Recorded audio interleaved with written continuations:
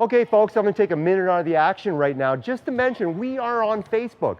Punch in RCTV on Facebook and check us out. Send in your pictures, send in your videos, right? Or if you want to just say hi to me or the cameraman or the producers or anybody on the crew.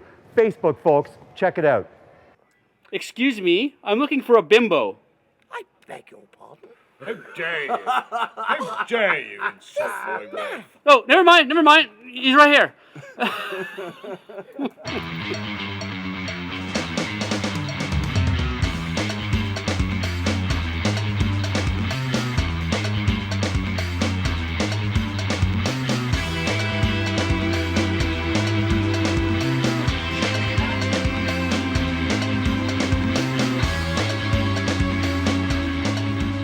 Hi, I'm Scott and I'm a bimbo.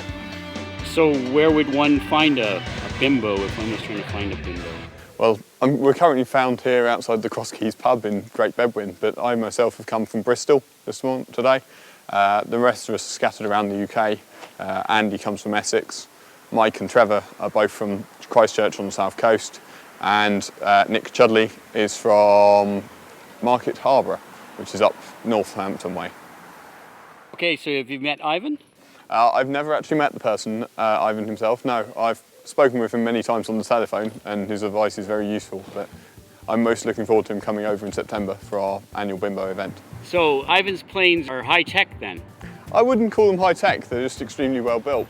All his old designs were built to be used with brushless motors and NICADs, which is not the trend today. The trend today is brushless outrunners and lipos, which offer a much greater performance for much less weight.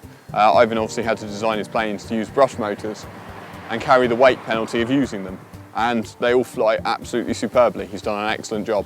Ivan actually designed the planes in the era when brushed motors and NICADs were in. Obviously these weigh a lot more than the modern brushless outrunners and lipos, but designed to use the plane, the way the plane flies, so it's designed to have a large wing area to carry the weight. It's designed to fly slowly and use maximum efficiency from the motors using the gearboxes. So in today's era of brushless outrunners and lipos, they fly extremely well. They flew extremely well under NICADs. This one is actually powered by the original brushed motors and gearboxes, but I substituted a lipo because I can now fly for up to an hour on a single charge. This one is it's a Ivan Pettigrew Twin Otter 480. It's the smaller version that he does of his Twin Otter. I chose this size rather than the bigger one because I have a fairly limited space that I have available in my bedroom where I store all my planes. I like the Twin Otter. It's a fairly nice aircraft. It's easy to build, and it was actually Ivan's suggestion as of first one of his plans was either the Twin Otter or the Pantaneva, which is a very similar shape aircraft. This one I built just before 6 years ago, and I've had it flying ever since. It took me just over 2.5 years to make. It's got twin propellers, both driven by MPjet 3.8:1 gearboxes and brushed 480 motors on a free cell 4000 lipo, and I get about 45 minutes flight time out of it. Ivan himself does very nice plans. The planes themselves are very light, they fly extremely well and very slowly.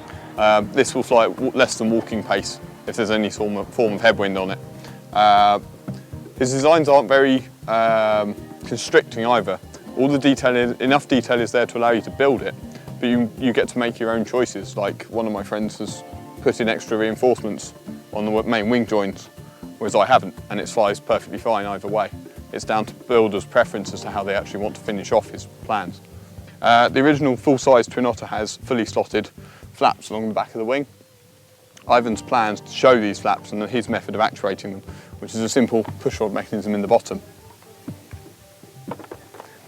Most people choose not to model them because it's extra weight and complexity, but I like the challenge. So I put them in, and as a result it flies a lot slower and you can do a very short takeoff and landing, much like the original aircraft. Unfortunately we won't be able to fly it today. The sky is all overcast and it's going to be a big storm coming.